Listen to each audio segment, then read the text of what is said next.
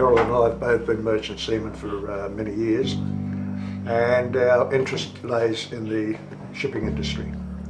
Now, to see this vessel being neglected the way it was, something had to be done. 5 years ago you would have said, oh, we'll scrap it. And I think that was the attitude at that particular time, just to neglect it.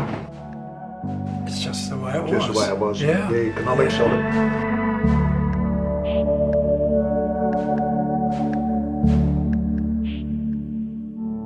We would have lost a lot of our heritage in Port Adelaide, the maritime heritage. We haven't got anything left now. Yeah. And this is the most important, iconic heritage vessel in South Australia. There's no other vessel that can come anywhere near this. This vessel, 3 times smaller than the city of Adelaide, sailed all the way across the Atlantic in howling gales, all under sail, no motors were used. And the hardships that those people on board would have endured, such as food. It was all hardtack, it was all salted food. Food that had been dried up in the riggings and all that, which was at that time. And the shortage of water, because the more water you carry, the less cargo. The cargoes are paying on, so they called it pound and pint. You were allotted so much water a day, maybe 2 or 3 gallons of water a day, and that was to drink, wash and cooking.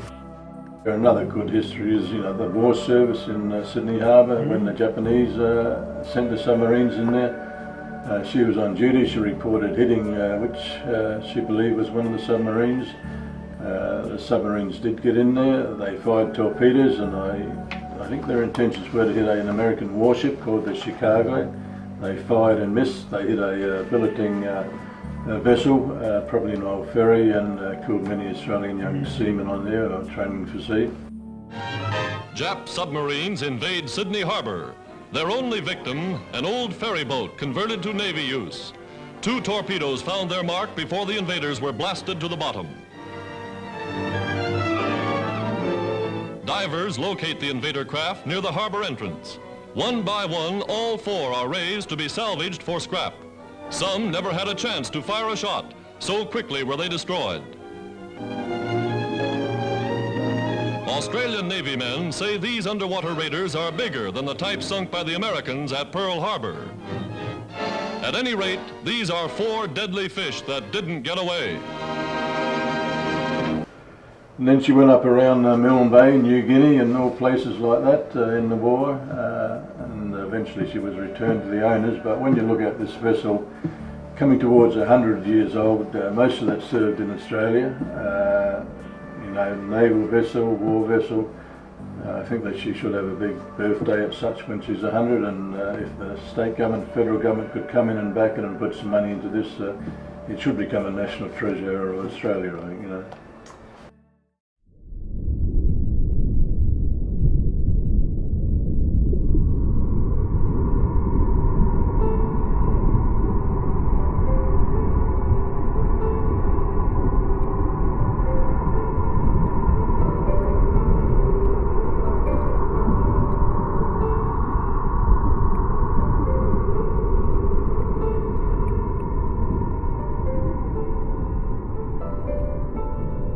So Keith, if something wasn't done, this ship would decay and die. And we were afraid that it would be sent to the breakers and scrapped, like most of the historic vessels in Australia has been done in the past.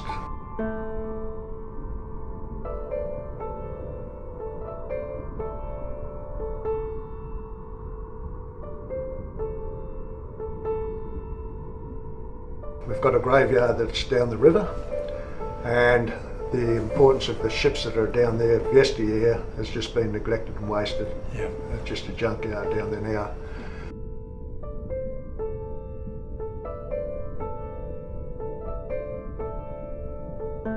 And we were afraid this was where we thought this one would end up.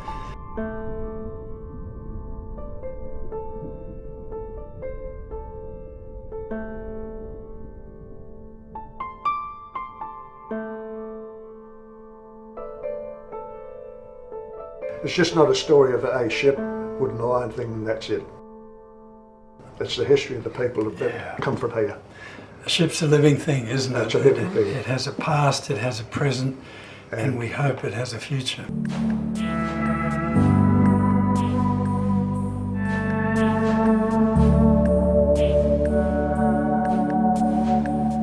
There is no vessel like Falie that encapsulates a whole spectrum of not just our maritime heritage for about the past 100 years, but also the coastal trade.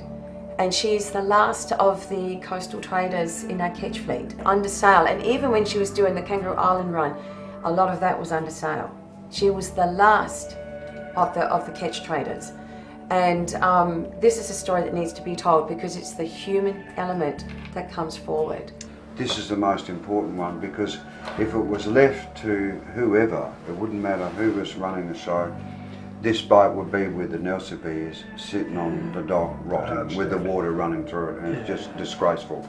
I'm not a seaman's backside compared to these guys, and so thanks to Keith thinking I'm not going to let this ship go, and recruiting us virtually, he press ganged half of us into this boat. You know, we've just been able to do such a wonderful job of salvaging it from, as Keith said, the wreckers, because that's where it was headed, you know. I worked on the Yalta for a while, and we were sitting there one day and we were talking with Keith about this one laid up there, and it was cobwebs and redback spiders and rust everywhere, and if no one got on board her, the government would have loved her, I expect, just get rid of her. And if it had gone into private hands, usually what happens then is they come on board, they buy the vessel at a good price, and they're going to do all sorts of things, and most of the times that all falls through, and just there goes the end of the vessel, you know. But then, you know, when I come on board, mainly my idea was that I'll do the chip and paint and maintenance, make her look good. Then the public look at it and they start to say, gee, she looks good, why aren't you going? Why aren't you sailing? Well, that's the impression we want, why aren't we sailing, you know? And it would be good to see her go back into survey because she has got fantastic commercial potential, and she was realising that before they found the issues with the hull. There is something, there is a spirit, there's a soul that this ship has, you know, and hearing the blokes here reading through the stuff that Errol has found in relation to even the soldiers when Falie was HMAS Falie. You know, the same thing comes through. Something magic about this ship. My late father-in-law served on the HMAS Falie, and Did he? he did. And So there's a story in itself then. he ended up a sheep farmer out of Jerilderie, so there was Falie passion in Yes. That's Yes. right. Well, guys, it really is up to the South Australian community, Yes. isn't it? Very much. You're doing the work, you've made it happen thus far, but We need the community to come on board. we need Yes. everyone to say, look, this is something we cherish, this is something we value, and get behind the team who are doing the work. And Yeah, I'd like to mention that the state government in the last year or so, they have taken quite a bit of interest in it, this ship vessel, and we put her on the slip, and they've done quite a bit of work to it, and we're very pleased with what they have done. And they're still sort of hanging about and showing interest, and they're looking at getting our engine going at the moment. So everything they're doing is starting to be positive. Very positive. So we just like to keep encouraging along the way, and if they start not taking so much interest, we might have to stir them up a little bit. But at this time, they're doing well. Also, a little bit of encouragement to the Australian Maritime Fisheries Academy alongside Yes. here. They've opened up their workshops for us. oh, that's But fantastic. also Susan Close, Susan Close, she's very much a passionate supporter of Falie. I would strongly suspect many South Australians feel some connection with this vessel.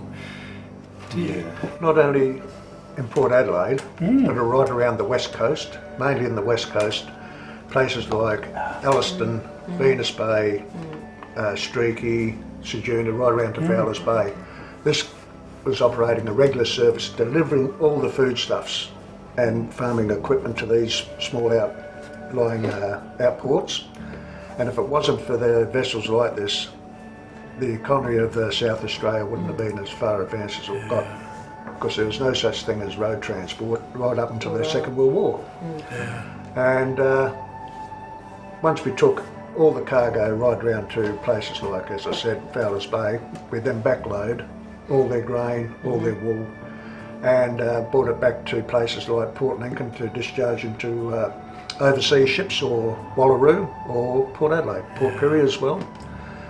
Now, I remember doing a trip like that, and it was 30 shillings a trip.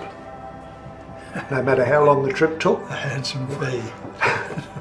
Well, we had no such thing as equipment that you've got today, where you've got weatherproof gear that you don't feel the cold. All it was is maybe a towel wrapped around your neck and an old army coat that you could buy. And you Port Adelaide Guernsey underneath. Oh no, you wouldn't waste that. That was up in the wardrobe.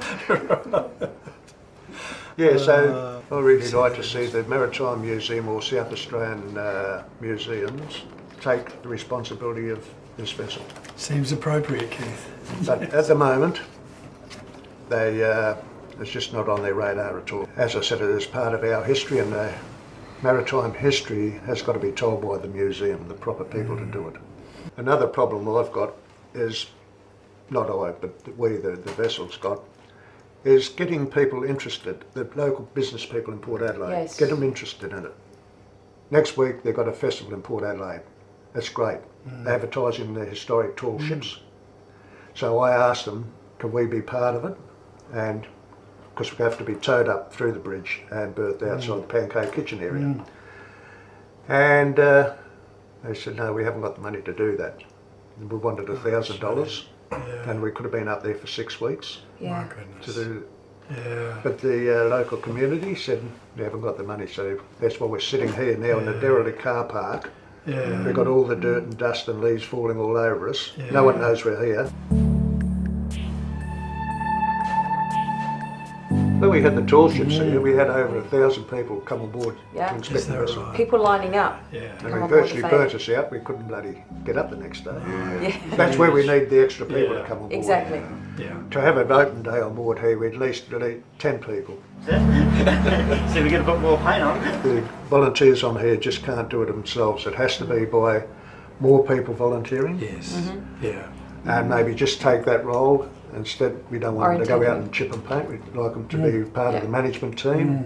We could set up a Power versus Crows wheat bag loading competition. That's a good idea. Get them truly fit. They're not allowed to wear any crow's gear when they come up that gate. No, Talk about bias. no. Exactly.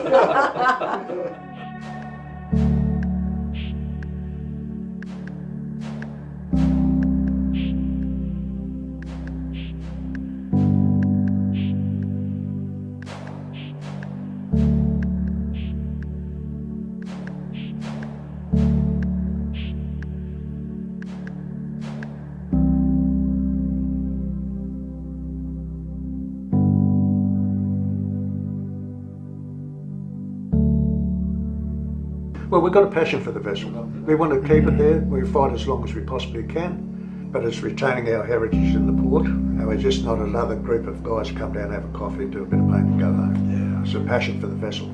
It's a passion for our history in Port Adelaide. We need that message to get out to the people.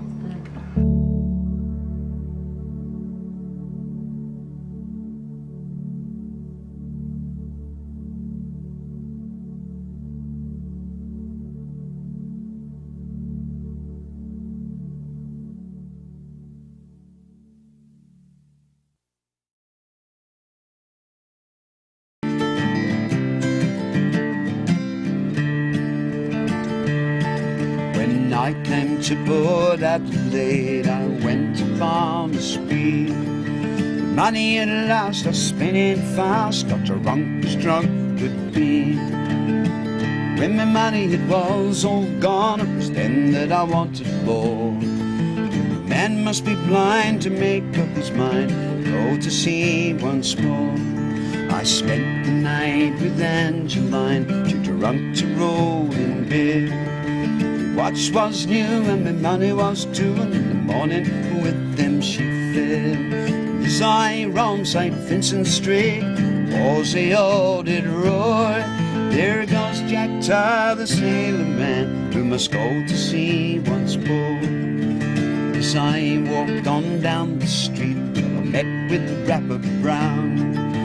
He asked him would to take me in, and he looked at me with a frown. He said last night you was paid off, and your job's with me no more. Could I take in advance and I'll give you the chance to send you to sea once more. They shipped me on a whaling boat bound for the Arctic Sea. With cold wind rolled through the frost and the snow, and Jamaican rum runs free. Unless I had no luck for the year, left all my money short. It was then that I wished to my God I was dead, or safe with the girls ashore. So come you bold seafaring lads, listen to me song. Heed me well before you ship away, you don't go wrong. Listen now, drink no strong liquor, don't sleep with any whore.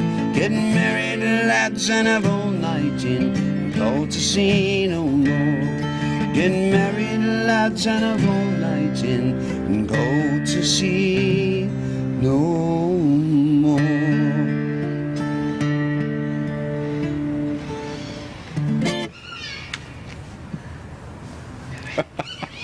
Is that all right? That is brilliant.